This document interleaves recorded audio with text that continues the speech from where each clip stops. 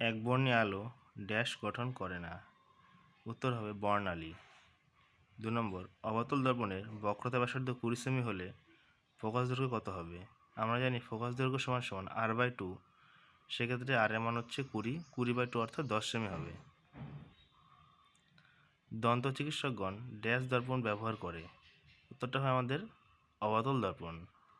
4 নম্বর বলেছে দীর্ঘদৃষ্টি সম্পন্ন ব্যক্তি ড্যাশ ক্ষমতাযুক্ত চশমা ব্যবহার করেন। উত্তর হবে ধনাত্মক ক্ষমতাযুক্ত চশমা।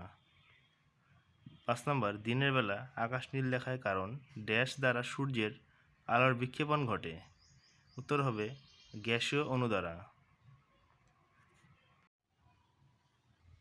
নিচের বিবৃতিগুলি সত্য মিথ্যা লেখো। উত্তর লেন্সকে অভিসারী লেন্স বলে।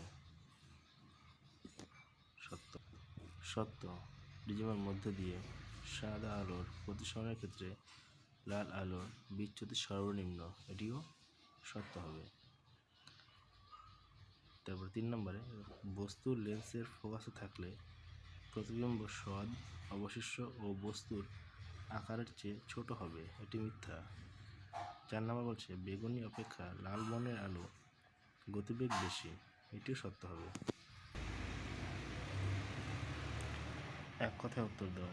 লাল ও নীল আলোর জন্য কোন মাধ্যমের প্রতিসরাঙ্ক যথাক্রমে μr ও μv হলে কোনটির মান বেশি হবে? উত্তর হবে নীল অর্থাৎ μv। বস্তুর কোন অবস্থানে উত্তর লেন্সের সাহায্যে সদ্বিম্ব গঠিত হয়?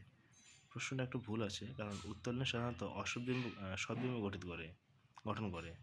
কেবলমাত্র আলোক কেন্দ্র ও ফোকাসের মধ্যে বস্তু রাখলে অসদ্বিম্ব গঠন করে। 3 নম্বর বলছে কোন ধরনের লেন্স দ্বারা হ্রস্বদৃষ্টির প্রতিকার করা হয়? উত্তর হবে অবতল লেন্স। 4 নম্বর, দৃশ্যমান আলোর তরঙ্গদৈর্ঘ্য পাল্লা কত? উত্তরটা বইতে আছে। দৃশ্যমান আলোর তরঙ্গদৈর্ঘ্য পাল্লা 4 × 10⁻⁷ থেকে 4 × 8 × 10⁻⁷ মিটার। একটি আলোক রশ্মির অবতল দর্পণের বক্রতা কেন্দ্র দিয়ে গেলে আপাতন কোণ কত হবে? উত্তর হবে 90 ডিগ্রি। আলোক রশ্মি লঘু মাধ্যম থেকে ঘন মাধ্যমে গেলে আপাতন কোণ ও প্রতিসরণ কোণের মধ্যে কোনটি বড় হবে? উত্তর হবে আপতন কোণ। 7 নম্বর, মোটর গাড়ির ভিউ ডিফাইন্ডারে কোন ধরনের দর্পণ ব্যবহার করা হয়? উত্তর হবে উত্তল দর্পণ।